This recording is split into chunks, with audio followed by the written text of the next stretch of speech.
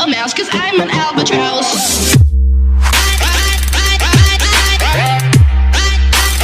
I'm an albatross. यहोवा की महाकरुणा का फल है, भोर हमारे जीवनों में हमें नहीं होकर मिलती है। वो करुणा जो सदा की है, वो करुणा जो अनंत है।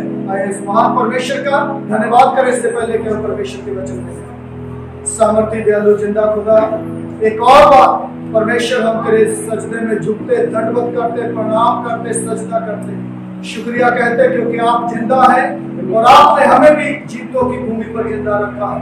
हमारी खूबी लियाकत से नहीं, हमारे धर्म के कामों से नहीं, हमारे बल ताकत से नहीं और हमारी योग्यता योजनाओं से भी नहीं, पिता केवल आपकी करुणा से और आपकी दया से, आपके अनुग्रह से हम जिंदा हैं। वो करुणा जो प्रतिभोर हमारे जीवनों में हमें नहीं होकर मिलती है स्वामी, उसके लिए धन्यवाद करते हैं। आगे तेरे वचन के लिए प्रभु हम तेरा धन्यवाद करते, हमसे बोलने बातचीत करें। जहां पर हम कमजोर है हमें बल दे, जहां पर प्रभु हम फेलियर है हमें सफलता दे। प्रभु जो हमें करना है उसको करने के लिए हमारी अगुवाई और सहायता करें। आदर सब आपको देते पिता, और प्रभु हमारे मार्गदर्शन करें और तेरे वचन के सामने हम नतमस्तक होते और चाहते हमारे जीवनों से आज बोले और बातचीत करें। देते हुए प्रार्थना प्रभु यीशु के नाम से मांगते हैं। और परमेश्वर का धन्यवाद। मैंने एक पद पढ़ा के शुरू किया था, पहला यूहन्ना उसका 1 अध्याय 7 पद से 9 पद तक हमने पढ़ा था, और वहां पर इस प्रकार से लिखा था, जैसा वो ज्योति में है, यदि हम भी ज्योति में चले तो हम उससे सहभागिता रखते हैं, और उसके पुत्र यीशु का लहू हमें सब पापों से शुद्ध करता है। तो फिर मैंने बताया था ये पाप आया कहां से। पिछले हफ्ते हमने उस बात के ऊपर चर्चा किया, पाप सबसे पहले कैसे इस दुनिया में आया। आज दुनिया के महात्मा, दुनिया के गुरु और दुनिया के बड़ी शिक्षाओं देने वाले जरूर पाप पाप पाप पाप पुकारते हैं, लेकिन कोई भी नहीं बताता पाप आया कैसे इस दुनिया में। सबसे पहले किसने पाप किया, शुरुआत कहां से हुई पाप की, और कैसे इस दुनिया में फैल गया। वो बातें मैंने बताया था, थोड़ी सी उसके ऊपर चर्चा किया था, और मैंने बताया था पाप का प्रभाव क्या है, पाप ने क्या क्या प्रभाव डाला, और मैंने थोड़ा सा टच किया था। आज उस सीरीज को लेते हुए मैं आगे बढ़ूंगा। और पिछले हफ्ते मैंने थोड़ा सा उसको टच किया था कि पाप का क्या प्रभाव हुआ, पाप ने क्या प्रभाव डाला, और मैंने बताया था पाप का प्रभाव यह हुआ कि पाप ने एक परिवार को नाश किया। पाप के कारण परिवार के अंदर डिवाइडेशन आ गया। पाप के कारण परिवार जो है एक मन एक चित्त था, वो पाप के कारण आपसी में उनके अंदर मतभेद पैदा हो गए, और पाप के कारण इंसान परमेश्वर, ये मैंने पिछले हफ्ते आपको बताया था। और क्या प्रभाव हुआ उस सीरीज को आगे बढ़ाते हुए आप थोड़ा और हम जानने की कोशिश करेंगे पाप का क्या प्रभाव इस दुनिया में हुआ, पाप कैसे इस दुनिया में फैल गया, और कैसे उसने अपनी जड़ें इस पृथ्वी पर रहने वाले लोगों के जीवनों में उसने अपनी जड़ों को बना दिया, और कैसे न केवल उन जड़ों को बनाया बल्कि वो बढ़ता फूलता गया और पूरी दुनिया में कैसे वो फैल गया। मेरे साथ पढ़ेगा जरूर। मैंने पिछले हफ्ते भी इस बात को बताया, आदम और हव्वा ने अनाज्ञाकारिता का पाप किया, और वो पाप उनके संतानों के बीच में भी पहुंचा। आप सोचते होंगे, मैंने पिछले हफ्ते बताया जरूर आदम और हव्वा ने पाप किया, लेकिन परमेश्वर ने उनको संतान की आशीष दिया, परमेश्वर ने उनको परिवार में आशीष दिया। तो कैसे ये पाप फैल गया। सुनिए प्रियो, जरूर परमेश्वर ने उनको संतान की आशीष दी, जरूर परमेश्वर ने उनको बच्चों की आशीष दी, लेकिन मैंने पूरी बाइबल में कहीं भी नहीं पढ़ा अदन की वाटिका से निकल जाने के बाद हवा आके आदम को बोली होगी, सॉरी मेरी गलती की वजह से हम दोनों को, गलती मैंने की, पहले फल मैंने खाया और तुझे भी खिला दिया, मेरी गलती की वजह से परमेश्वर ने इन दोनों को मार के अदन की वाटिका से बाहर निकाल दिया। प्लीज मुझे क्षमा करें, पूरी बाइबल पढ़ लीजिए। और हवा ने कहीं भी आकर आदम से गलती मांगी क्या? हेलो, कहीं भी सॉरी उसने फील किया नहीं, और ये आज भी चलता है। सब सॉरी किसको बोलना पड़ता? हेलो, उल्टा हो रहा है। कारण, हेलो, बोलिए, पाप हवा ने बार भी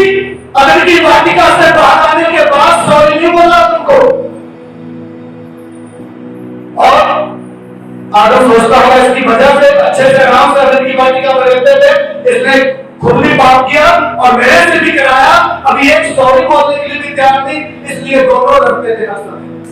हेलो बोलो, दोनों लड़ते थे और दोनों की लड़ाई सुनिए, उनके बच्चे देखते थे, दोनों की लड़ाई बच्चे देखते थे और उनका शराब दोनों की लड़ाई का उनके बच्चों के ऊपर गया।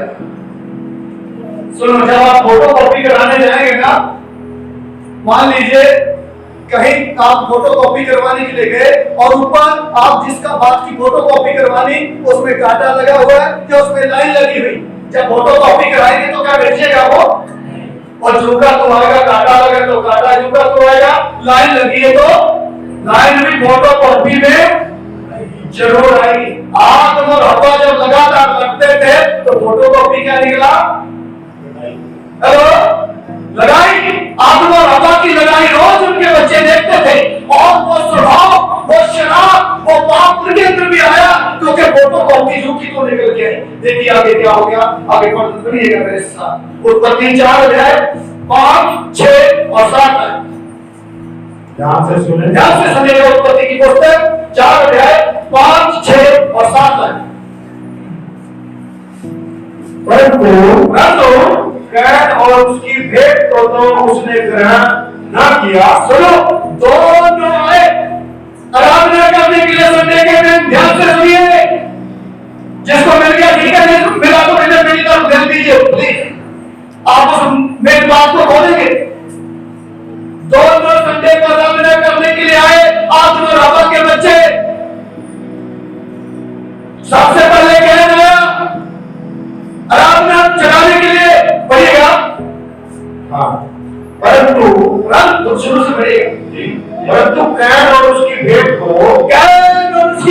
को उसने ग्रहण न किया। परमेश्वर ने ग्रहण नहीं किया। तब कैन अति क्रोधित हुआ, अति क्रोधित हो गया और उसके मुंह पर उदासी छा गई। क्योंकि परमेश्वर ने पूछा, तू क्यों क्रोधित? मेरा मुंह क्यों लटक गया? तेरे मुंह पर उदासी क्यों? मेरे मुंह पर क्यों उदासी छाई है? यदि तू भला करता तो क्या तेरी भेंट ग्रहण न किया? क्या तेरी आराधना, क्या तेरी भक्ति, क्या तेरी भेंट ग्रहण नहीं की जाती? आगे, और यदि तू भला ना करे तो पाप द्वारे, पाप अभी भी द्वार के ऊपर खड़ा हुआ है और उसकी नाक तेरी ओर है। हालेलुया। सुनिए ध्यान से, ये कहां से आया बीज, ये कहां से फोटोकॉपी? क्योंकि हव्वा एक बार भी सॉरी नहीं बोला, एक बार भी माफी नहीं मांगा, एक बार भी अपनी गलती उसने फील नहीं किया। ये मेरी गलती से हो गया, ये मेरे पाप से हो गया, ये मेरे गुनाह से हो गया। इसलिए दोनों लड़ते हैं, उनका पाप उनके बच्चों में आया। अभी दोनों बच्चे सुनिए, सबसे पहले कैन आया आराधना करने के लिए। तब तक 10 बजे चर्च चलता था, कैन पौने 10 बजे पहुंच गया। बाकी अभी उसका भाई आया तो सोचा कि तो आराधना चल रही होगी, अभी तो कैन गीत गा रहा होगा, थोड़ी देर के बाद चलूंगा। कैन गीत गा रहा, पर कैन आराधना कर रहा, भेंट चला रहा, सब कुछ पहले किया और भेंट अर्पण करने के बाद बोला, परमेश्वर मेरी भेंट को ग्रहण कर, मेरी भेंट को स्वीकार कर।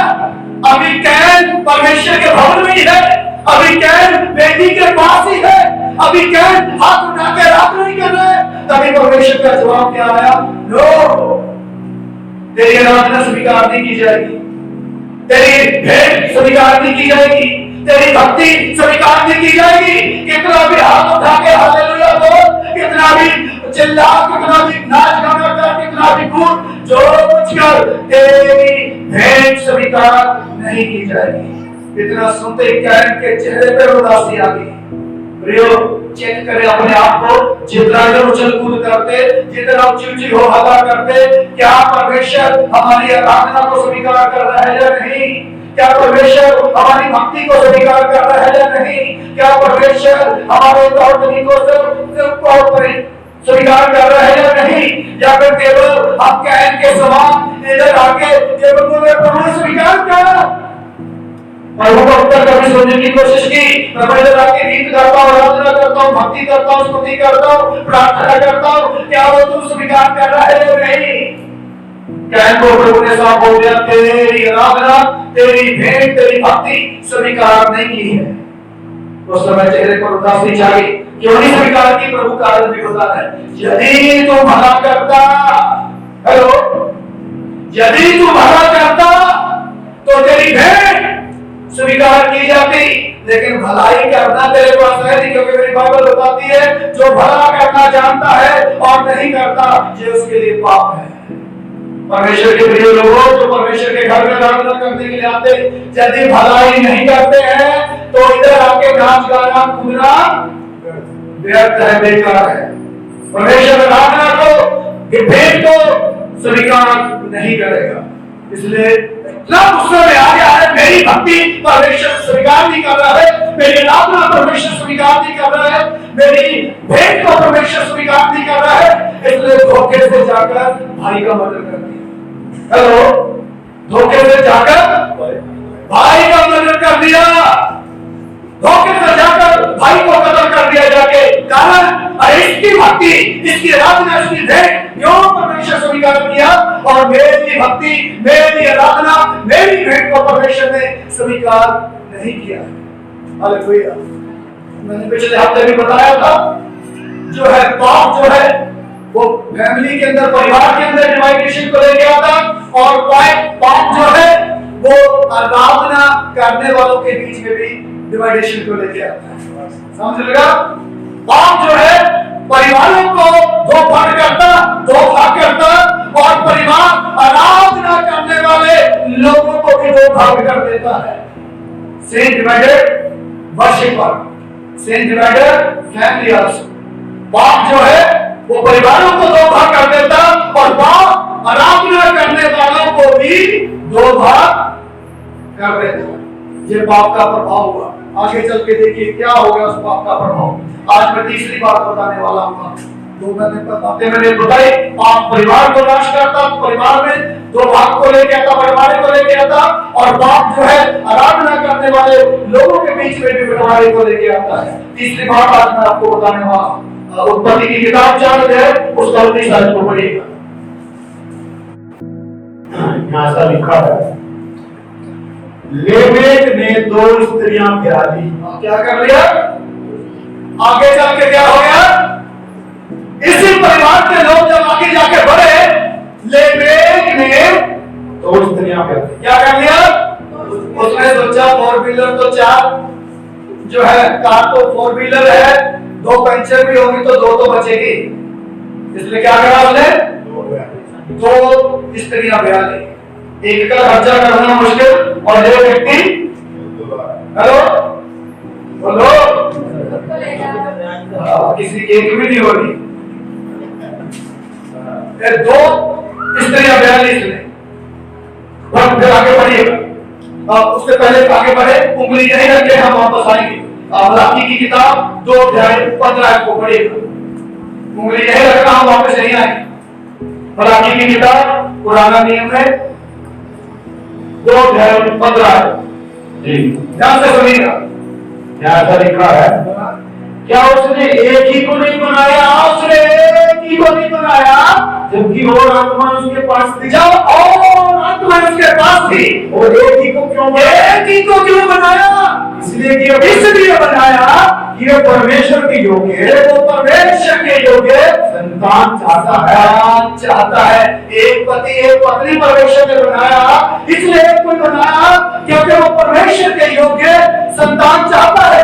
ऐसा परमेश्वर जिसके वचन से धरती, आकाश, पेड़ पौधे, जीव जंतु, पशु पक्षी, चांद सितारे सब बन गया। पढ़ने वाले बच्चे मुझे बताइए, ऊपर आकाश की ओर जब दृष्टि करते, आप बताइए कितने लोग पढ़ने वाले हैं? जल्दी से, अरे समझ में नहीं आ रहा, ऊंचे से बताइए कितने लोग पढ़ने वाले हैं? पढ़ते नहीं हो, अपनी आंखें उठाते क्या नहीं लगता? हेलो, जो तो बोलिए, आकाश में क्या है? तारे। तारों कितने तारे हैं? आप क्या बोलते हो उसको? आकाशगंगा इंग्लिश में बोलते मिल्की वे, हमने गैलेक्सी मिल्की वे कितने तारे हैं? अनगिनत। आज तक साइंस ढूंढ नहीं पाई वहां पर कैसे बन गए अनगिनत जो अपने अपनी गति में घूमते, कभी और आपस में टकराते भी नहीं है, एक शब्द से बन गए। परमेश्वर ने बोल दिया अरबों खरबों आकाशगंगा मिल्की वे बन जाओ, और वो हेलो अरे बोलिए मेरे साथ रहिए, हालेलुया बोलिएगा मेरे साथ रहिए। एक शब्द से बन गए करोड़ों करोड़ों मिल्की वे आकाशगंगाएं। आज तक साइंटिस्ट ढूंढते परेशान हो गए, इतनी मिल्की वे है, इतनी आकाशगंगाएं हैं, एक एक आकाशगंगा में अरबों खरबों तारे हैं। तो क्या परमेश्वर बहुत सी औरतें नहीं बना सकता था अपने बेटे के लिए, जिसके लेकिन उसने अपने हाथ से एक ही बनाई। हालेलुया। वह कारण भी बताया है क्यों बनाया, ताकि परमेश्वर के योग्य संतान उत्पन्न करे। लेकिन लेविक तो उससे कहीं आगे बढ़ गया, आगे बढ़कर उसने 2 शादियां करी। बढ़िएगा, लेविक ने 2 स्त्रियां ब्याह ली, लेविक ने 2 स्त्रियां ब्याह ली, जिनमें से एक का नाम आदम, सुनिए ध्यान से, एक का नाम आदम और दूसरी का नाम सिल्ला था। दूसरी का नाम सिल्ला था। आदा ने याबाल को जन्म दिया, आदा ने याबाल को जन्म दिया। वह तंबू में रहना और पशु पालन इन दोनों रीतियों का प्रवर्तक हुआ। कौन है ये? बटरिया चरवाहा। ये फार्मर बन गया, किसान बन गया, जिसका फाउंडर है, खेती बाड़ी करने का फाउंडर कौन है? हेलो, जो जमींदारी कर रहे, वो सबसे पहले किसने शुरू किया, उसका फाउंडर कौन है? याबाल। आगे बढ़िएगा। और उसका दूसरा भाई जिसका नाम युवाल था, वह वीणा और बांसुरी आदि बाजों के बजाने की सारी रीति का प्रवर्तक हुआ। एक म्यूजिक डायरेक्टर बन गया। हेलो, पहले वाला वो फाउंडर है खेती बाड़ी का, और दूसरा व्यक्ति उसने सोचा है यार ये हर समय क्या कर रहा है, उधर को भेज जाए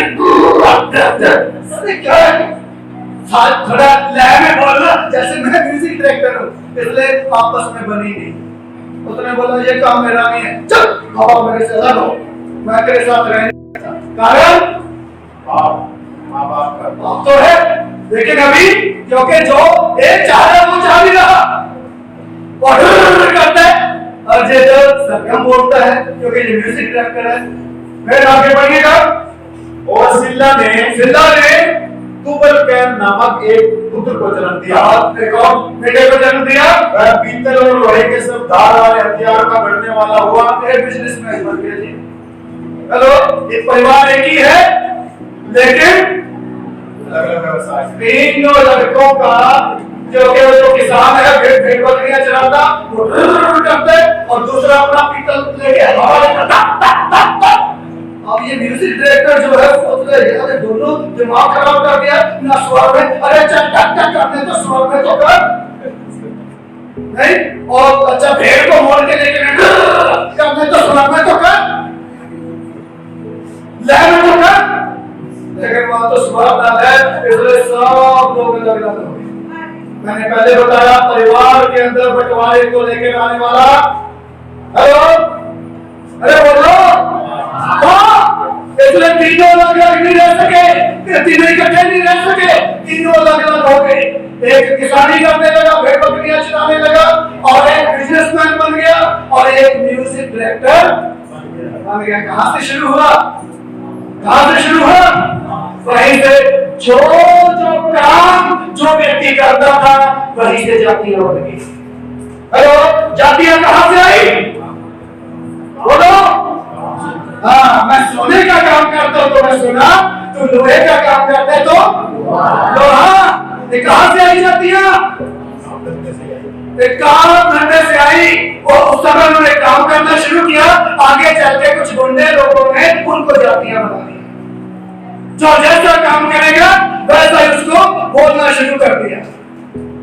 समझ लगा रहा जातियां कैसे बनी? कहां से आई जातियां? अच्छा, चमड़े का काम करता है तो नहीं, मैं नहीं बोलूंगा, जो जैसा काम कर रहा है साफ सफाई कर रहे हैं तो जैसा जैसा काम वैसा वैसा उनकी जातियां बना के इस दुनिया में कर दिया। कहां से? पाप के कारण एक म्यूजिक डायरेक्टर बन गया, एक बिजनेसमैन बन गया, और एक सब जब तराजू का काम करने लगे बोले हम बिजनेसमैन हैं, बस हमारा काम तो तराजू करना है, वहीं से जातियां बना दीजिए, बढ़िया है, ये है, वो है, ये कहां से शुरू हुआ? पाप के कारण, पाप के कारण। समझ आ रहा है नहीं?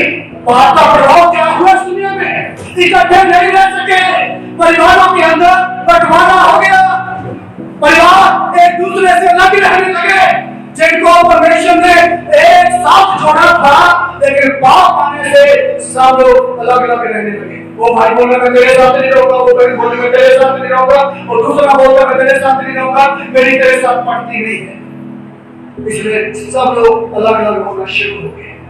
देखिए आगे चल के क्या उत्पत्ति 6 है 5 और 6 और जाके बिगड़ना शुरू हो गए, अलग अलग तो हुए, आगे जाके और बिगड़ना शुरू हुए। परमेश्वर ने देखा कि मनुष्यों की बुराई पृथ्वी पर बढ़ गई है, पृथ्वी के ऊपर बढ़ गई है, और उनके मन के विचार जो कुछ उत्पन्न होता है, और उन विचारों में जो कुछ भी उत्पन्न होता है वह निरंतर बुरा ही होता है। अच्छा नहीं सोचते, जितने लोग इस धरती पे हैं, अच्छा सोचने समझने की ताकत उनके अंदर खत्म हो गई, इसलिए जो कुछ भी सोच विचार कर रहे वो बुरा ही कर रहे हैं, इसलिए परमेश्वर बड़ा निराश हुआ। बढ़िए, और परमेश्वर पृथ्वी पर मनुष्यों को बनाने से पछताया, उन्होंने क्यों बना दिया इनको? मैंने इसलिए बनाया था हवा को, ये मेरे साथ संगति करेंगे, ये मेरे साथ रहेंगे, ये मेरे साथ में सदे रहेंगे, मेरे साथ सहभागिता करेंगे, लेकिन इनकी सहभागिता आज के मसीहियों की, हेलो अरे बोलो, मोबाइल है, मोबाइल ज्यादा समय, जी ठीक बोल रहा हूं ना, ज्यादा समय मोबाइल, हर समय लैट्रिन में भी बैठ के बाहर तो करते हैं, लैट्रिन में रहे तो साइलेंट करते, लैट्रिन के अंदर भी बैठ के परमेश्वर पछताया, अरे मैंने क्यों बना दिया इनको? मैंने इसलिए बनाया था कि मेरे साथ संगति करें, मेरे साथ सहभागिता करें, मेरे साथ लिपटे रहे, लेकिन ये तो हर समय बुरा ही सोचते। अच्छा, मैं सोचा मोबाइल में शायद दुआ करते होंगे, नहीं? मोबाइल से दुआ करते हैं ना, धन्यवाद, सॉरी मैं भूल गया था, आप मोबाइल से दुआ करते हैं। उसके बाद बढ़िएगा, और परमेश्वर मन में अति खेदित हुआ, निराश हो गया प्रभु। तब परमेश्वर ने कहा मैं मनुष्य को जिसकी मैंने सृष्टि की है धरती के ऊपर से मिटा दूंगा, धरती के ऊपर से मिटा दूंगा।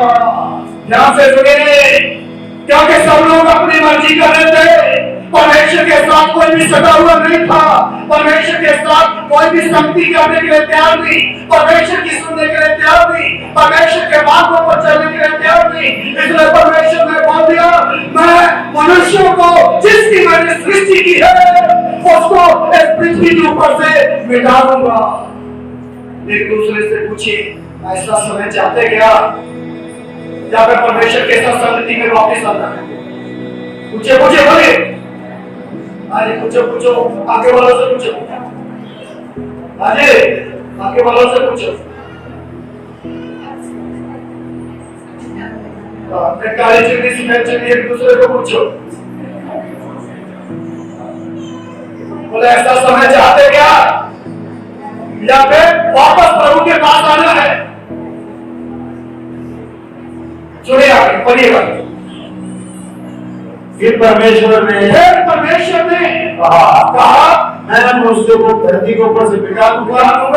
क्या मनुष्य, सुनो ध्यान से, क्या मनुष्य, क्या पशु, क्या रेंगने वाले जंतु, क्या रेंगने वाले जंतु, क्या आकाश के परिंदे, क्या आकाश के पक्षी, सबको मिटा दूंगा। सबको मिटा दूंगा। परमेश्वर इतना क्रोध में आ गया क्योंकि एक भी व्यक्ति प्रभु के साथ संगति करने के लिए तैयार नहीं, एक भी व्यक्ति प्रभु की आवाज सुनने के लिए तैयार नहीं, उसकी आज्ञा मानने के लिए तैयार नहीं, उसने बोलता सबको मिटा दूंगा।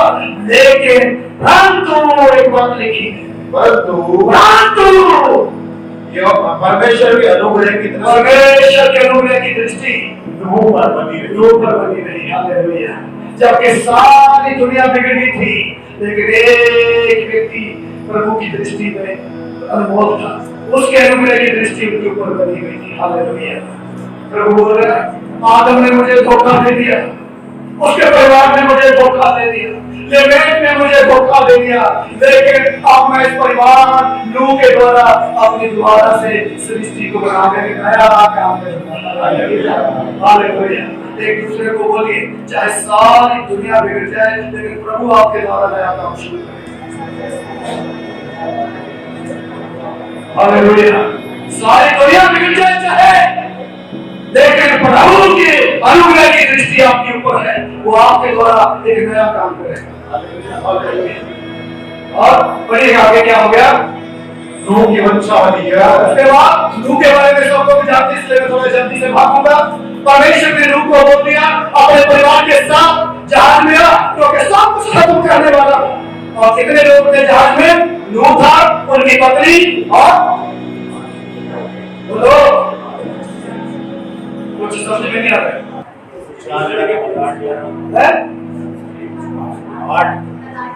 तो रास्ते में मालूम है नूह की पत्नी, बाकी बच्चे और बहुएं थी, बेटे और बहुएं, 8 लोग टोटल। लेकिन उसके साथ साथ और क्या था? पशु पक्षी भी थे, पशु पक्षी भी थे।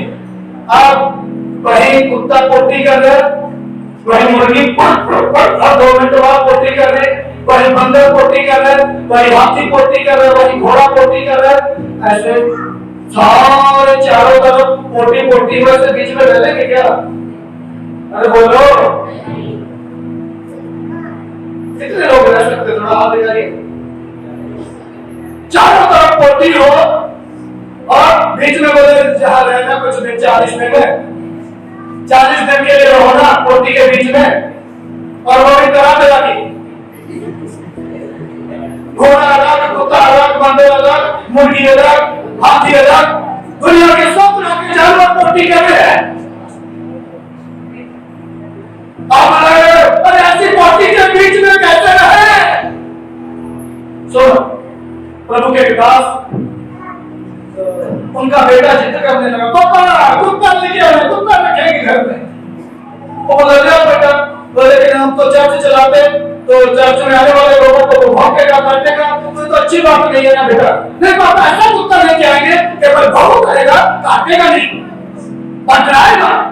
बोले ठीक है, इतनी इच्छा तो लेके आओ। बेंगलोर से कुत्ता लेके आए, बहुत बढ़िया बढ़िया टीका लगाया, बढ़िया काफी महंगा कुत्ता लेके आए, अच्छे से रहा, नहलाया धुलाया, बैठ के अपने जहाँ वो लड़का खुद रहता था बेडरूम में, वही उस कुत्ते को भी साथ में सुलाता था।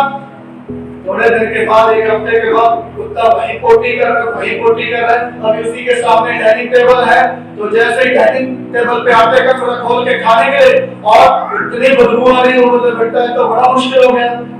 बोला तो पापा क्या करें? बोला इसको बाहर बांधो, बाहर करो, इधर नहीं, बेडरूम में नहीं। बोला पापा मैं तो इसके साथ ही सोता हूँ, करो बाहर में एक ऐसा कमरा बनाओ, मैं भी वही रहूंगा, क्योंकि मैं तो इसके साथ सोता हूँ। इतना महंगा फ्रिज के लेके आए तो क्या फायदा? लेकिन नूह के बच्चों के पास तो वो भी ऑप्शन नहीं था। नूह के बच्चे बोले पापा क्या करें?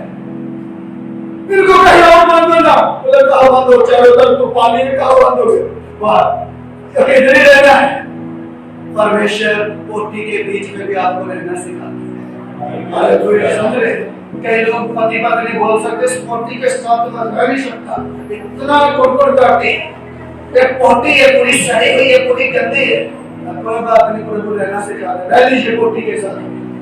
कुछ कौन कौन सी पोटी गंदी है यहाँ पे? पूछे यदि पोटी के साथ रहा नहीं जाता और कोई ऑप्शन नहीं है, प्रभु ने बांध दिया वहां, अभी तो रहना पड़ेगा, क्योंकि प्रभु सिखा रहे हैं। नूह सिखा रहा अपने बच्चों को, बोला बेटा पोटी में रहना सीखिए, क्योंकि प्रभु सिखा रहे, इकट्ठा रहना सिखा रहे, एक साथ रहना सिखा रहे, इसलिए रहिए। कैसी भी है ऐसे करके आती है, चाहे बंदर की तरह या बंदर की तरह, लेकिन क्या करें, परमेश्वर ने रखा है। भाभी वो सारा पंजाबी, हेलो, अरे बोलो, झेलना पड़ेगा पंजाबी, कारण क्योंकि परमेश्वर ने रखा है। आपकी पोटी, आपकी बंदरी, आपका बंदर, उसके बीच में परमेश्वर आपको, अरे बोलो, रखा है, रहना पड़ेगा। परमेश्वर एक साथ रहना सिखा रहा है, प्रभु एक साथ रहना सिखा रहा है। और जब तक जहाज के अंदर थे, एक साथ इकट्ठे थे, ध्यान से सुनिए, क्योंकि मजबूरी थी। परमेश्वर उनको पोटी के बीच में भी इकट्ठा रहना सिखा रहा है। और जैसे ही बाहर आए, मालूम है क्या हुआ? बाहर आते ही नहीं बदल पड़ते क्या?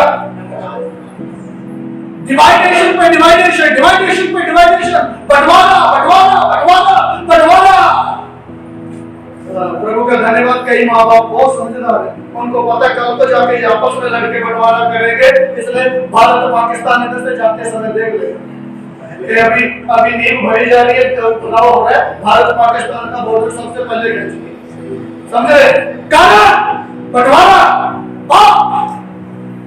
हर समय बंटवारे पे बंटवारा, बंटवारे पे बंटवारा। बाप के कारण इकट्ठे रह नहीं सकते, एक साथ रह नहीं सकते, इसलिए ये है बाप का प्रभाव। प्रभु एक साथ रहने के लिए बनाया, लेकिन अभी एक साथ रहना मुश्किल है। जैसे तैसे मुंह बांध के मुंह बड़े करते 40 दिन रहे, क्योंकि मजबूरी है, इसलिए मजबूरी में 40 दिन जहाज में रहे, पोटी के बीच में। लेकिन जैसे बाहर आए, सुन देखिए क्या हो गया।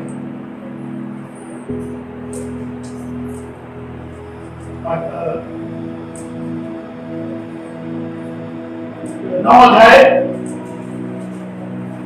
24 और 25 आज पढ़िए। जब नूह का नशा उतर गया, नूह क्या करने लगा? अरे इतना बढ़िया था बेचारा, अरे परमेश्वर जो बोलता वही करता था। अभी बाहर आ गया, दुनिया में चारों तरफ कोई नहीं, सोचा पर चारों तरफ लाशें पड़ी है, क्योंकि पीने वाले को बहाना चाहिए भाई। शादी है तो भी पिएगा, खुशी है, गम है तो फिर गम मिटाने के लिए पिएगा। अभी चारों तरफ तो लाशें पड़ी, बोला गम मिटाने के लिए पीऊंगा, लाशें देखी नहीं जा रही। पी रहा घड़ा पैक लगा के, इतना पी लिया मतवाला हो गया। क्या हो गया? मतवाला तो हो ही गया, पैकेट ज्यादा मार लिए, उसके साथ अपने तंबू के भीतर, अपने घर के अंदर नंगा हो गया। हेलो, बोलो, नंगा हो गया। क्या हो गया? अरे पुलिस पीना जरूरी था क्या? समझे? नाली में मुंह देके पड़े, खाना खाया नहीं खाया, लेकिन नाली का टेस्ट जरूर देख रहे। इतना पीना जरूरी है क्या? तंबू के अंदर नंगा हो गया शराब पीने के बाद। एक बेटे ने इसका नए रूप दे दो ड्रामा। अरे जब जहाज के अंदर था तब तो ये ऐसा मैंने देखा ही था। बाहर आते हैं, पापा की कौन सी फिल्म देख लो, भाग के उसके 2 भाई बाहर थे, भाग के जाके अपने भाइयों के पास गया, अरे आओ पापा नंगा दिखाओ। उन्होंने देखा तो पापा का नंगापन देख ले,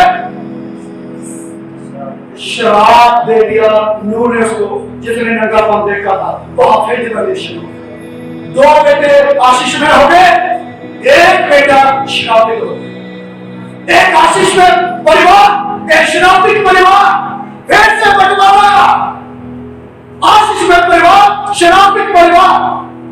कई परिवार आशीष में है, कई परिवार श्रापित परिवार है।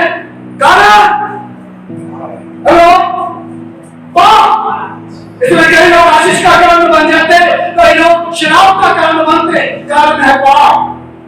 जहां पे एक ही परिवार भाई सके भाई, लेकिन एक का परिवार श्राप का परिवार बन गया, श्रापित परिवार, दूसरों का आशीष में परिवार बन गया, श्राप दे दिया नूह ने उसको। आगे चल के फिर क्या हो, 10 अध्याय पढ़िएगा, एक से जी 10 अध्याय 31 और 32। शेम के पुत्र ये हुए और ये भिन्न कुलों, भाषाओं, देशों और जातियों के अनुसार अलग अलग। आगे चल के उनमें से भी जातियां बन गई, बहुत और जातियां और भागों में बट गई। देखिए कैसे शैतान या पाप कैसे बार एक ही मां से जन्मे हुओं के बीच में बंटवारे को लेकर आता है। अभी एक मिनट भी, एक क्षण भी इकट्ठे रह नहीं सकते। एक दूसरे को बोलिए, हमारे परिवारों की बात हो रही है।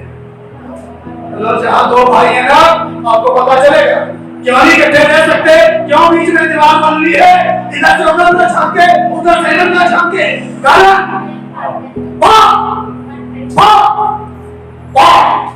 इसलिए फिर और जातियां बन गई। उसके बाद देखो उत्पत्ति 11 में पढ़ी, उत्पत्ति पहले 10 से 31 और 32 तक पढ़िएगा। नूह के पुत्रों के घराने यही है और उनकी जातियों के अनुसार उनकी वंशावली यही है। और उसके बाद जातियां वंशावली में बट गई जातियों में।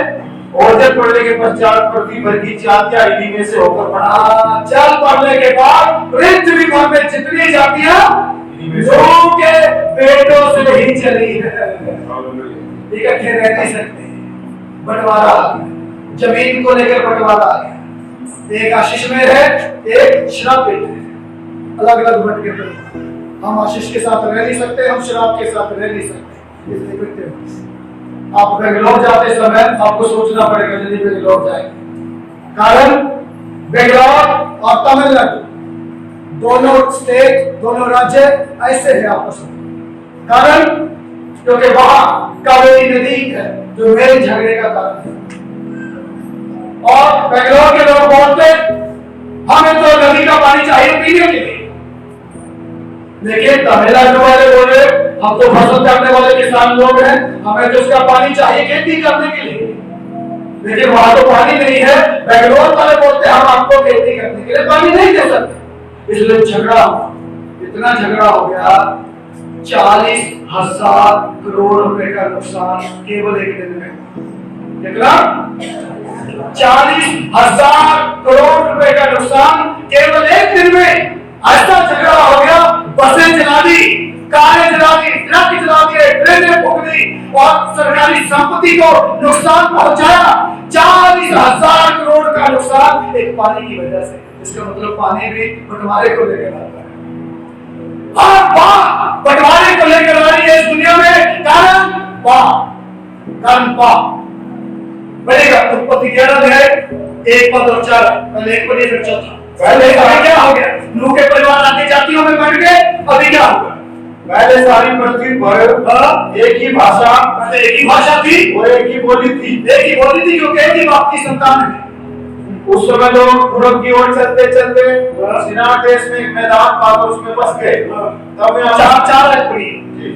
फिर उन्होंने कहा आओ हम एक नगर बसा ले, आओ हम एक नगर बसाए, एक गुम्बद बना ले, एक गुम्बद बनाए, इसकी चोटी आसमान से बढ़े, इसकी चोटी आसमान तक हो। इस प्रकार से सुनिए, आपने सबसे ऊंची चोटी कौन सी देखी है जी? माउंट एवरेस्ट कहाँ पे है? नेपाल का। प्रभु का धन्यवाद, मास्टर जी तो जानते हैं सब कुछ। लेकिन दुबई में यदि आप जाएंगे, वहां एक बिल्डिंग है, मालूम है कितनी हाइट पे है? किसी को मालूम है? नहीं है। कितनी ऊंची बिल्डिंग? 1 किलोमीटर ऊंची बिल्डिंग, और उसमें भी इतने 1 किलोमीटर मान लीजिए जहां से थाना, तो इतनी लंबी बिल्डिंग, और जहां से थाने तक पहुंचने तो कितनी देर में पहुंच जाएंगे? तो बोलो जल्दी, कम से कम 15-20 मिनट पैदल। और उसमें तो वहां तो लिफ्ट है, वहां की लिफ्ट बहुत तेज है, वो तो 3 मिनट से भी पहले आपको नीचे से एकदम ऊपर 1 किलोमीटर से सबसे ऊपर वाली बिल्डिंग है उसमें पहुंचा देगी 2 मिनट, 2 से 3 मिनट के बीच। यदि आग लग जाए, बिल्डिंग में लिखा हुआ है, हर लिफ्ट में जितनी लिफ्टें हैं उस बिल्डिंग में जाने के लिए, उस हर लिफ्ट में लिखा है यदि इमरजेंसी में आग लग जाए, लिफ्ट का इस्तेमाल नहीं करना तो कैसे करेंगे? हेलो, जीने से। अब 1 किलोमीटर ऊपर से नीचे आना है आग लगी बिल्डिंग में, तो हाफेगा या नहीं? दुनिया की सबसे ऊंची इमारत है, बहुत ऊंची है। ऐसी बिल्डिंग इन्होंने भी बनाने की सोची, तो ऐसी बिल्डिंग बनाएंगे जो आकाश से बातें करे बढ़ेगा। और इस प्रकार से हम अपना नाम करें। किसका नाम? अभी भी घमंड लिया नहीं। हेलो, इतना सब कुछ हो गया, इतना बंटवारे तक होते आ गए परिवारों के बीच में, लेकिन अभी भी बोलो, अरे सारे बोलो, अरे मुझे पता तुम्हारे अंदर नहीं है, फिर भी बोल करो। अभी भी घमंड क्या? अभी भी क्या बोल रहे? अपना नाम करेंगे। मेरी बिल्डिंग, सबसे ऊंची बिल्डिंग, आकाश से बातें करेगी मेरी बिल्डिंग, परमेश्वर से बातें करेगी। अरे किस बात का घमंड भाई? किस बात का घमंड? वहां से फिर डिवाइडेशन हो गया, वहां से फिर बंटवारा। प्रभु बोला अभी बनवाता हूं तुम्हारे से बिल्डिंग, बहुत बिल्डिंग बनाने में लगे। मैंने बोले नहीं पकड़ा, बोले वो क्या बोल रहा है? इतना बोल चक्का हट ठीक। तो किसी को भाषा समझ में नहीं आती, चाटा बोल मैं तेरे से रेत मांग रहा, तू ठाटा पिटी कर रहा है। इसलिए सब वो बोला चल मैं तेरे साथ काम करता। सब जगह फैल गए, वहां से भाषा शुरू हुई। समझे? आज जो हम भाषाएं बोलते हैं, कोई हिंदी बोलता, पंजाबी बोलता, इंग्लिश बोलता, गुजराती बोलता, तमिल बोलता, कन्नड़ बोलता, जितनी भी भाषाएं शुरू हुई वहीं से शुरू हुई। कारण घमंड। और इसके बाद फिर से बंटवारा शुरू हो गया, फिर से बिगड़ना शुरू हो गया, फिर से पहुंचना शुरू हो गया। बढ़ेगा आगे, फिर देखिए क्या होगा। फिर उसके बाद परमेश्वर ने देखा आदम ने मुझे धोखा दिया, नूह ने मुझे धोखा दिया, लेमेक ने मुझे धोखा दिया, लेकिन एक परिवार के ऊपर फिर से मैं विश्वास करूंगा। हेलो, धोखे पे धोखे मिलते हुए आ रहे हैं, परमेश्वर को उसके बनाए हुए लोग धोखा देते हुए आ रहे, लेकिन प्रभु अभी भी विश्वास करना अपने लोगों के ऊपर काम नहीं किया। उसने बोला एक परिवार के ऊपर फिर से विश्वास करूंगा, उसके द्वारा फिर से नया काम शुरू करूंगा। और फिर परमेश्वर बुलाता है अब्राहम। हालेलुया। आप सब लोग जानते हैं अब्राहम को, इसलिए मैं शॉर्ट में जाऊंगा जल्दी से। अब्राहम से पैदा हुए, इसहाक से पैदा हुए याकूब से पैदा हुए। हेलो बोलो, 12 बच्चे पैदा हुए जो आगे जाके 12 गोत्र बने याकूब से, जिनको इस्राएली भी हम बोलते हैं। और जब मिस्र की गुलामी में से, ध्यान से सुनिएगा, जल्दी बंद करने वाला, जब मिस्र की गुलामी में से निकल के आ रहे थे, कितने गोत्र थे वो? बोलो, बाइबल नहीं पढ़ते क्या? बोले गोत्रों की बात कर रहा था, कितने गोत्र थे? अरे बोलो, 12 गोत्र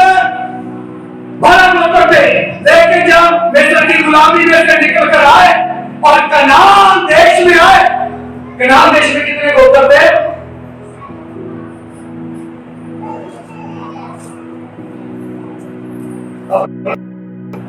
कनान देश में थे 13 गोत्र। कितने? आप सोच रहे अरे ये जब 12 थे, ये 13 कैसे हो गए? बाइबल पढ़ने वाले लोगों थोड़ा डिटेल में पढ़ा है, क्योंकि यूसुफ ने कुछ विशेष आशीष दी उनको, अप्रैम और मनसे से 2 अलग-अलग दो, इसलिए वो 13 गोत्र। लेकिन जब कनान देश में आ गए, कनान देश में आने के बाद यहोशू को बोल दिया, यहोशू इन सारों को बांट दे धरती, कनान देश में बांट दे इनको। और जब यहोशू बांटने लगा, बोला 13 गोत्र को नहीं बांटना, 12 गोत्रों को बांटना है। तो 13वां गोत्र क्या करेगा? कौन है वो? हेलो, जो गोत्र 13 है, लेकिन यहोशू को बोल दिया धरती जो देनी है, जमीन जो देनी है, बंटवारा जो करना है वो 12 गोत्रों में करना है। 13वें गोत्र को छोड़ देना है। कौन सा है 13वां गोत्र? आप चुप रहिए। 13वां गोत्र बताइए, हम कौन सा बाइबल पढ़ते? हम तो इधर आते हैं, जैसे निकाल के घर में मजे से सत्य टेंशन लेने का नहीं देने का। आप पढ़िए, ये सब बातें आप बताया करिए, अपनी टेंशन लेने, क्योंकि टेंशन लेने का नहीं, टेंशन देने का। आप तो टेंशन दे के रखते, आधी रात को भी फोन करेंगे, कहाँ सो रहा है, दुआ करे हमारे लिए, इसलिए टेंशन दे के रखते। 13वां गोत्र था लेवी। सुनिए ध्यान से, 12 गोत्रों को जमीन का बंटवारा हुआ, 12 गोत्रों को आशीष मिली। 13वां गोत्र जो लेवी गोत्र था, ध्यान से सुनिए, जल्दी में बंद करने जा रहा हूं। लेवी गोत्रों को कुछ नहीं दिया, लेवी गोत्रों के लिए कोई आशीष नहीं, लेवी गोत्रों के लिए कोई जमीन नहीं, लेवी गोत्रों के लिए कुछ नहीं। बोले हम क्या करें, हमें क्या मिलेगा? हमारे लिए जमीन नहीं, हमारे लिए कुछ नहीं। तो बोला, परमेश्वर बोला तुम्हारा है। समझे? अब किसी के मन में न डरिए। 12 गोत्रों को जमीन दे दी, सब कुछ ले लिया बंटवारा करके, धन संपत्ति जो कुछ था 12 गोत्रों में बांट दी। 13वें को बोल दिया तुम्हारा तो मैं हूं और तुम मेरे हो, और तुम मेरे घर में सेवा करोगे, तुम मेरे घर में सेवा करोगे और तुम्हारा खर्चा चलेगा। हेलो, तुम्हारा खर्चा चलेगा।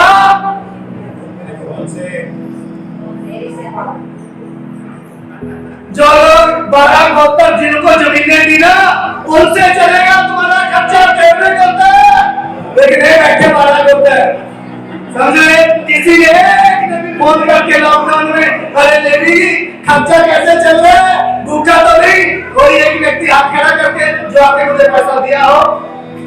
हेलो, लेवी गोत्र भूखा मार दिया, समझे? एक व्यक्ति भी नहीं बोला फोन करके या दिया। वो लेवी गोत्र इसलिए ना किया परमेश्वर की सेवकाई के लिए, परमेश्वर की सेवा के लिए, और उनको बोल दिया तुम जो है मेरे भवन में सेवा करोगे, मेरे घर में रहोगे, और तुम्हारा अपना कोई निज भाग नहीं होगा, क्योंकि मैं ही तुम्हारा निज भाग हूं। हालेलुया। तो मेरे ऊपर भरोसा रखना, मेरे ऊपर आश्रित रहना। जितने लोग भवन में आएंगे, जिनको मैंने जमीनें दी है, बिजनेस दिए, रोजगार दिए, कारोबार दिए, वो तुम्हारा खर्चा उठाएंगे। बाइबल पढ़ा या नहीं पढ़ा? मैं झूठ बोल रहा हूं? हेलो, नहीं पढ़ा तो पढ़िए। लेवी को परमेश्वर ने अपने लोग लगा के अपने घर में काम करने के लिए ठहराया, लेकिन लेवियों ने भी धोखा दिया। हेलो, लेवियों ने भी धोखा दिया। आज भी बहुत लेवी धोखा दे रहे। अभी लॉकडाउन के बाद चर्च खुलेगा, बोले क्योंकि 10-10 हजार लोग चर्चों में आके क्या करेंगे, और सरकार ने इतनी परमिशन दी नहीं। ठीक है, 100 लोग आओ, लेकिन वो आओ जो 1-1 लाख रुपया देगा, बाकी नहीं आना। 50-50 हजार वाले, 25 हजार वाले घर बैठो, जो लाख रुपया देगा वो चर्च में। लेकिन लोग क्या कर रहे हैं, बोलो आज यहाँ तो 10 रुपए में भी काम चल रहा है, समझे? 5 लाख में भी नहीं चल रहा, यहाँ 10 रुपए में नहीं चल रहा है। लेवी भी धोखा दिया, पुराने नियम के लेवियों ने धोखा दिया। वो भी आजकल की तरह कर रहे थे, मोटी मोटे सब चीजें खा लेते, इसलिए परमेश्वर उनसे नाराज हो गया। अरे लेवियों का काम क्या था, उनकी जिम्मेदारी क्या थी? परमेश्वर की सेवा करना और परमेश्वर और मनुष्यों के बीच में मध्यस्थता करना, उनके लिए रोना, उनके लिए आंसू बहाना, उनके लिए प्रार्थना करना, ये लेवियों का काम था। ये लेवियों का काम था, मध्यस्थता करना, उनके लिए भेंट चढ़ाना, ये लेवियों का काम था। जब लेवियों ने अपना काम नहीं किया, सुनिए ध्यान से, 2 मिनट में बात करें। जब लेवियों ने भी धोखा दिया, परमेश्वर देख रहा है। अरे आदम ने मुझे धोखा दिया, नूह ने मुझे धोखा दिया, लेमेक ने मुझे धोखा दिया, लेवियों ने भी मुझे धोखा दिया, अब्राहम ने भी मुझे धोखा दिया। अब क्या करूं? अब मैं शुदैम भी जाऊं। हालेलुया। सामने धोखा दिया, जिसने भी भरोसा किया, जिसने भी सोचा कुछ नई शुरुआत करूंगा, जिसने भी सोचा कुछ नई बात आगे लेकर बढ़ाऊंगा इस परिवार से, लेकिन हर एक परिवार ने मुझे धोखा दिया। इसलिए स्वयं परमेश्वर आज से 2020 साल पहले मनुष्य को धारण किया और हमारे बीच में आ गया यीशु बन के। हालेलुया। इसलिए हम लोग बोलते यहोशू के गोत्र का लेवी वही है। हालेलुया। उसने जब देखा सब लोग अपने अपने तरीके से कर रहे हैं, वो क्रूस पे आ गया टंगने के लिए। मेरे और आपके पापों के लिए जो हमने पद पढ़ के शुरुआत किया था, पहला यूहन्ना एक अध्याय उसका 7 पद से 9 पद, उसने एक एक कतरा खून का मेरे और आपके लिए बहा दिया ताकि हम बच जाएं, हम छुड़ाए जाएं, हमारे पाप मिटाए जाएं, हमारे दोष मिटा दिए जाएं। हालेलुया। सुनिए एक घटना बताकर प्रभु का दास वो साउथ इंडिया से हमारे नॉर्थ इंडिया में सेवकाई करने के लिए आया। हिंदी आती नहीं, केवल इंग्लिश भाषा आती है या अपनी लोकल लैंग्वेज उनको आती है। इसलिए उसने सोचा चलो पढ़े लिखे लोगों के बीच में जब तक हिंदी नहीं जानता इंग्लिश में प्रचार किया करूंगा, और जो ज्यादा पढ़े लिखे लोग हैं उनके बीच में यीशु मसीह के बारे में इंग्लिश में प्रचार करूंगा। और एक बहुत बड़ा घर उनको किराए पे मिल गया। सुनो ध्यान से, बच्चों को पुलिस कंट्रोल करके रखिए। एक बहुत बड़ा घर उनको मिल गया। वो उस बहन अपने बच्चों के साथ उस घर में रहती थी। वो बोली ठीक है आपको हमारा घर ले लीजिए किराए पे, और जो आपने करते जहां रहने कीजिए। और बाहर रहकर वो सेवकाई करते थे, इंग्लिश में प्रचार करते थे, क्योंकि वो परिवार बहुत पढ़ा लिखा था। और उसके पति ने उस बहन को छोड़ रखा था, उसके 3 बच्चे थे, अपने 3 बच्चों के साथ वो रहती थी औरत। और एक दिन पास्टर ने प्रचार किया पाप के ऊपर, और उस बहन का मन इतना डूब गया, परमेश्वर के वचन ने इतना काम किया, उस बहन ने वो जो मालिक थी कमरे की, उसने यीशु मसीह को अपना जीवन दिया। और एक दिन उसने पास्टर को बोला, पास्टर आज मैं अपनी जिंदगी के बारे में आपको बताना चाहती हूँ। बोला क्या? बोले देखो आप कितने साल से हमारे घर में रह रहे हैं किराए के रूप में, किराएदार बन के। आपके प्रचार ने मेरी जिंदगी बदल दी, आपके संदेश ने मेरी जिंदगी बदल दी, और आपने ऐसा संदेश दिया और मैंने पश्चाताप किया, तौबा किया। ये जो मेरा बेटा देख रहे हैं 20 साल का उसका बेटा था। बोले ये मेरा नहीं है। बोले फिर? बोला ये मेरी मिसेज औलाद है। रो रो के उसने बताया, और उसने जब कहानी बताई वो बोली मेरी शादी एक ऐसे व्यक्ति से हुई जो सरकार में बहुत बड़ा एक ऑफिसर, गाड़ी बंगला घोड़े काठी सब कुछ है, पैसा धन दौलत की कमी नहीं है, और हर बात की इज्जत मान सम्मान सब कुछ है, क्योंकि तेरे बड़े ऑफिसर से शादी हुई।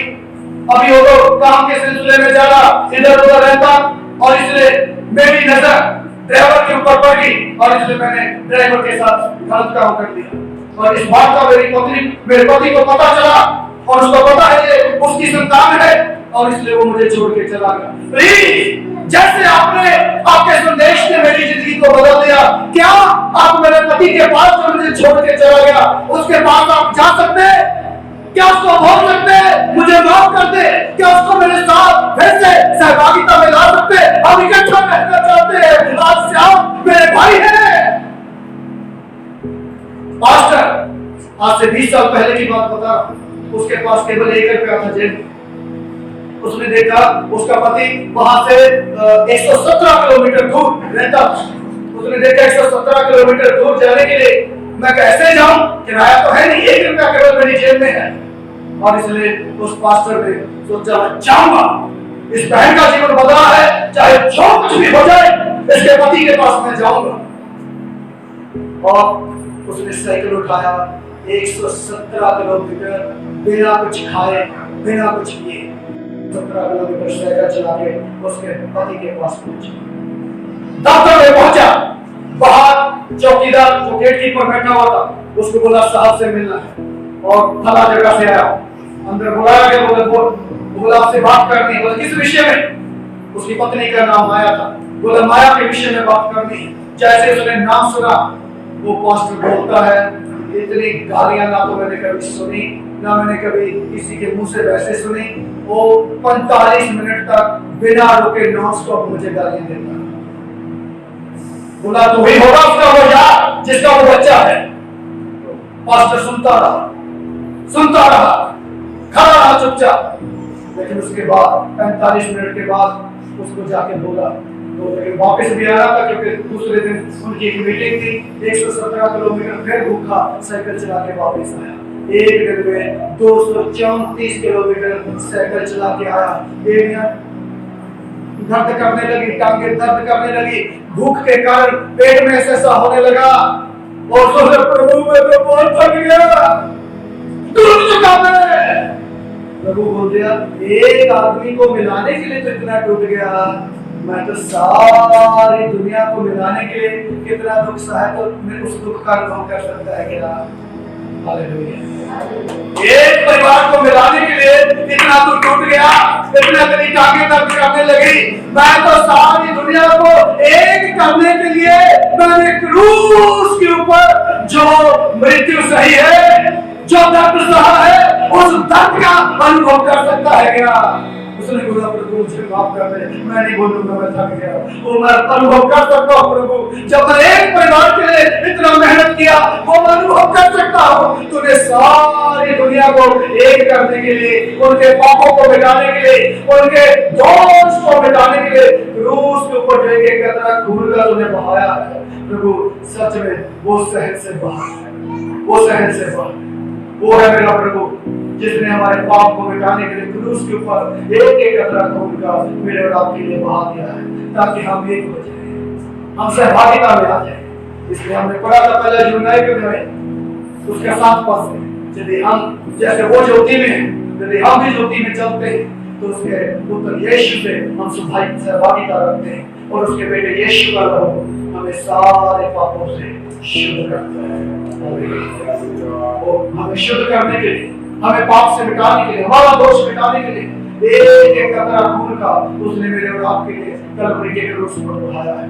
उस दुख को कभी अनुभव करके देखें, उस दुख का कभी अनुभव करके देखें, फील करके देखें कभी उस दुख को। उसके कांटों का ताज पहना दिया है, एक एक कील जब उसके ठोकी, हाथों में कीले, पैरों में कीले, पेट में भाला और सिर में पूरा कांटों का ताज, कितने कोड़े उसके मारे, मांस के एक जो है नाम की चीज उसके शरीर पे नहीं थी। और हम यीशु की तस्वीर कई बार घरों में लगाते, जबकि वो गलत है, लेकिन फिर भी कई लोग अपने घरों में लगाते। बड़े सुंदर यीशु को हम वहां देखते, हाथ में मेमना पकड़े हुए, ये कई और इतनी सुंदर तस्वीर हम देखते, वो गलत है, वो गलत है। मेरी बाइबल पढ़ के देखिए, शायद पढ़ के देखिए, आपको पता चलेगा यीशु की शक्ल कैसी थी। वो सुंदर शक्ल ऐसी हो गई थी, लेकिन वो पहचान में भी नहीं आ रहा था, क्योंकि सिर में चारों तरफ खून ही खून बह गया था। पूरा मुंह के ऊपर इतना लहू बह के सारा मुंह भर दिया, और जो पेट में, पीठ में मेरे और आपकी चंगाई के लिए कोड़े खाए, उस कोड़ों से सारा मांस उतर गया था। और जो हाथों में कीले, इधर से लहू बह रहे, पेट में भाला, इधर से लहू बह रहा है। यीशु की शक्ल देखने लायक नहीं थी, लेकिन कोई भी उसको पहचान नहीं पा रहा था। ऐसा उसने मेरे और आपके लिए दुख सहा, मेरे और आपके लिए कष्ट सहे, ताकि हमें सारे पापों से शुद्ध कर सके। हालेलुया। क्या ही महान परमेश्वर, जितना प्रेम जितने मेरे और आपसे किया, पूरी दुनिया का कोई भी रिश्ता नाता ऐसा प्रेम मेरे और आपसे नहीं कर सकता जो प्रेम यीशु मसीह ने मेरे और आपके साथ किया है। और यदि वो प्रेम आपको विवश करता है, यदि वो प्रेम आपको कंपेल करता है, यदि उस प्रेम की जरा भी फीलिंग आप कर पा रहे हैं, उस दुख की जरा भी फीलिंग आप ले पा रहे हैं, अरे प्रभु को धन्यवाद देना शुरू करें, अपने हाथों को उठाएं, प्रभु को धन्यवाद दें। चुनाव में अपने हो जाएंगे और उस दिन परमेश्वर को धन्यवाद देंगे उसके लहू के लिए, उसके असीम प्रेम के लिए, उसके गहरे प्यार के लिए। आपको हमारे लेकर आने वाली सारी गंदी शक्ति, हमारा लेकर आने वाली गंदी दौलत, हमारा लेकर आने वाली गंदी और दूसरी शक्तियां, घमंड, पाप, जो कुछ भी हमारे जीवन में है, आइए आज उनको छोड़ने के लिए हम नामों की तरह के लिए तैयार हैं, आप सहभागिता रखने के लिए तैयार हैं, परमेश्वर के आदेश को पूरा करने के लिए तैयार हैं। आइए उसके उस दुख के लिए हम परमेश्वर को धन्यवाद देना शुरू करें, उसके उस दुख के लिए परमेश्वर को धन्यवाद देना शुरू करें। आइए अपने आत्मा को उठाएंगे। कतरा कतरा खून यीशु का बलि के धोए कतरा यीशु का बलि के धोए लाल रंग के पाप हमारे के जैसे होए लाल रंग के पाप हमारे के जैसे होए कर दे वो आसा खुदा से कर दे वो आसा खुदा से सदा न जाए यीशु के लहू की जय बोलो क्या कहिए लहू की जय यीशु के लहू अपने मुंह से जय बोलो यीशु के लहू की जय लहू में है छुटकारा उसी के लहू में है छुटकारा उसी के बातों से भागी